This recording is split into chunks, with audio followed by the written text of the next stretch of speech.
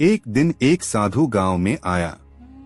साधु तपस्वी था और उसे दुनिया की मोहमाया से कोई लगाव नहीं था। वह गांव के बाहर एक पुराने मंदिर में रहने लगा।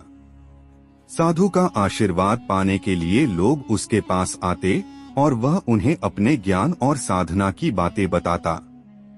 रानी को साधु के आगमन की सूचना मिली और वह खुद उसे मिलने गई। जब रानी साधु के पास पहुंची तो उसने साधु से पूछा, महाराज, मैं अपनी प्रजा के भले के लिए और क्या कर सकती हूँ? साधु मुस्कुराए और बोले, रानी, आप अपने राज्य की रक्षा और प्रजा की भलाई के लिए सब कुछ करती हैं। लेकिन सच्चा सुख त्याग और प्रेम में है। क्या आप सच्चा प्रेम जानती हैं? रानी ने साधु से कहा, मैं अपनी प्रजा से प्रेम करती हूँ। क्या यही सच्चा प्रेम है?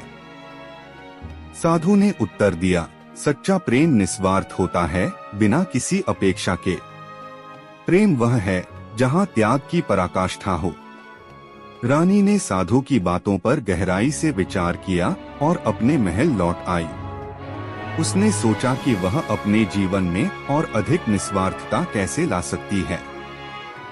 कुछ दिनों बाद गांव में भीषण अकाल पड़ा। फसलें सूख गईं और लोग भूखे मरने लगे। रानी ने अपना पूरा खजाना खोल दिया और अन्न का भंडार प्रजा में बांट दिया। साधु ने देखा कि रानी अपनी सुख सुविधाओं की परवाह किए बिना प्रजा की मदद कर रही थी। जब अकाल खत्म हुआ तो साधु ने रानी से कहा, रानी, आपने सच्चे प्रेम और त्याग का उदाहरण प्रस्तुत किया है।